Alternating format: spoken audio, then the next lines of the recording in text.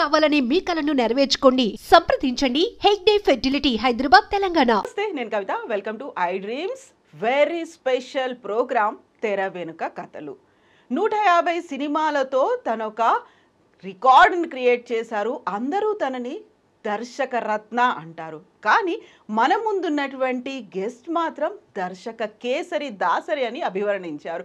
నిజంగా దర్శక రత్నకి దర్శక కేసరికి ఉన్నటువంటి తేడా ఏంటి, ఎందుకని అంతకు మించి ఆయన అని దాసరి నారాయణరావు గారి గురించి భావించారు. మనతో పాటుగా ఉన్నారు నందం హరిశ్చంద్రరావు గారు. సార్ నమస్తే. నమస్కారం. ఎలా ఉన్నారు మీరు? బాగున్నానమ్మా, థ్యాంక్ యూ వెరీ మచ్. మీరు పంక్చువల్గా మేము 11 o'clock ఇంటర్వ్యూ స్టార్ట్ చేయాలి అంటే డాట్ 11 o'clockకి ఉన్నారు. ఏంటి ఇంత పంక్చువల్గా ఎప్పుడు ఉంటారా? ఎప్పుడు ఉంటానండి, ఎప్పుడు ఉంటాను. అర్ధరాత్రి 12 గంటలకు రమ్మన్నా కూడా 11:59కి ఉంటాను నేను. ఎలా అలవాటైంది మీకు? మా గురువు గారి వల్ల. ఓ, వర్క్ మ్యాన్షిప్, ఆ సిన్సియారిటీ, ఆనెస్టీ మొత్తం. అంటే గురువుగారి వల్ల, అంటే గురువుగారి వల్ల అందరూ నేర్చుకుంటారంటే అది లేదమ్మా. ఎంచేతంటే అది మన యాటిట్యూడ్ని బట్టి, మనం నేర్చుకునే విధానాన్ని బట్టి, మనం ఎలా తీసుకుంటాం అనే దాన్ని బట్టి ఉంటుందమ్మా. అందుకని నేను గురువుగారి దగ్గర సిన్సియర్గా విద్యకు నేర్చుకున్నాను, ఆశ్రమవాసిలాగా నేర్చుకున్నాను. అంటే బ్రతుకు తెరువు కోసం, లేకపోతే బ్రతకాలను, లేకపోతే క్రేజీ కోసం, ఈ సినిమా క్రేజీ ఉంటుందనో నేను చేరలేదు ఆయన దగ్గర. సిన్సియర్గా దర్శకత, క్రియేటివిటీ అంటే ఏంటని నేర్చుకోవాలని ఆయన దగ్గర చేరాను. దాన్ని కొంతవరకు ఒక అణుమాత్రమైన సాధించగలిగాను. ఇప్పుడు గురువు గారి దగ్గర, దాసరి నారాయణరావు గారి దగ్గర 12 మంది ఉండేవాళ్ళే కదా? 12 మంది కాదండి. ఎంతమంది ఉన్నారు మొత్తం? దాదాపుగా 75 మంది ఉన్నారు. ఓకే.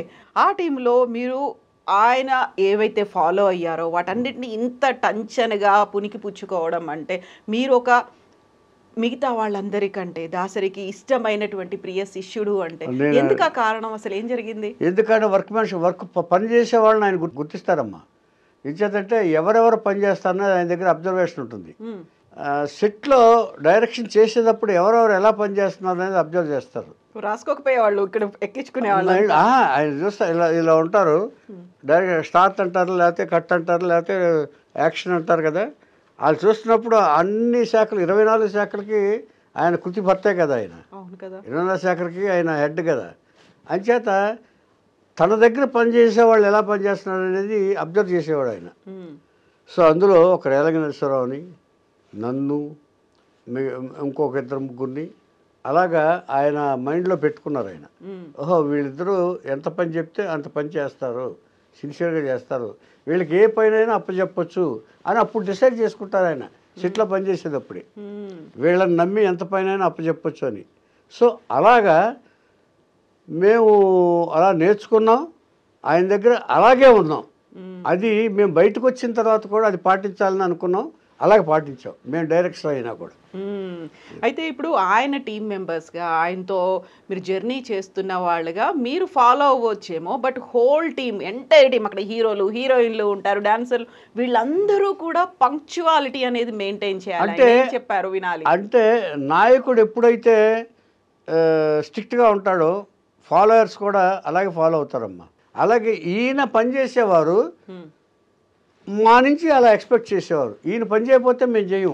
సాయంత్రం 6 అయిపోయిన తర్వాత గబుక్కుని మందు బాటిల్స్ ఇది పెట్టుకున్నారు అనుకోండి, సపోజు, మాకు అది అలవాటు అవుతుంది, మేము పక్క గదిలో పెడతాం. ఆయన రాగానే స్నానం చేసి వచ్చి సిట్టింగ్ అనేవారు ఆయన. స్టోరీ డిస్కషన్ 4 యూనిట్స్ ఉండే వెయిట్ చేసేవాళ్ళం ఎప్పుడు.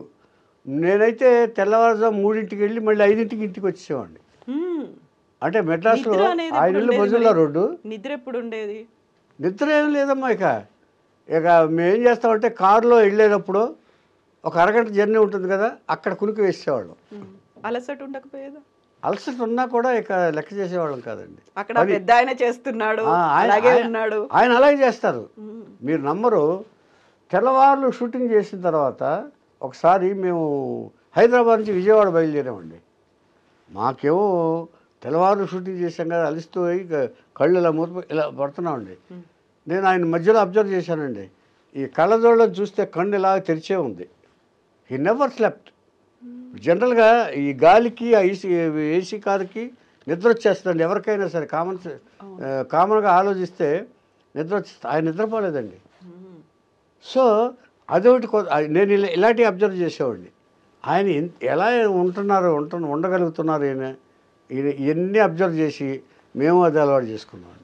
అంత యాక్టివ్గా ఉండడానికి, అలసట అనేది వచ్చినప్పటికీ దాన్ని ఓవర్కమ్ అయ్యి అంత ఎనర్జెటిక్గా ఉండడానికి ఏం తినేవాళ్ళు? సిన్సియారిటీ తింటాం కాదండి సిన్సియారిటీ తినేవాళ్ళు. అంతే, అదే ఆహారం. అదే ఆహారం. ఎంచేతంటే పని చేసేవాడికి ఎప్పుడు కూడా బద్ధకం అనేది స్టార్ట్ అయిందంటే ఇక పని చేయలేడు. లేకపోతే అన్ని సినిమాలు చేయలేరు ఆయన. ఎంచేతంటే 1, 2, 3, 4 ఎన్ని ఈ అన్నపూర్ణ స్టూడియో ఈ ఫ్లోర్ మొదలు పెడితే ఆ ఫ్లోర్ వరకు నభూతో నభవిష్యతి 4 ఫ్లోర్లు దాసరి నారాయణరావు గారి షూటింగ్స్. అంచేతంటే ఈ జనరేషన్కి తెలుసుకోవాల్సిన చాలా ఉన్నాయి. ఇప్పుడు అలా ఉందా అంటే నమ్మశక్యం కాదు, అసలు ఉండదు కూడాను. ఏం చేస్తే వాళ్ళు మేకింగ్ సినిమా తీయటమే అంతే తప్ప దాంట్లో ఇన్వాల్వ్ అయ్యి చేసేవాళ్ళు.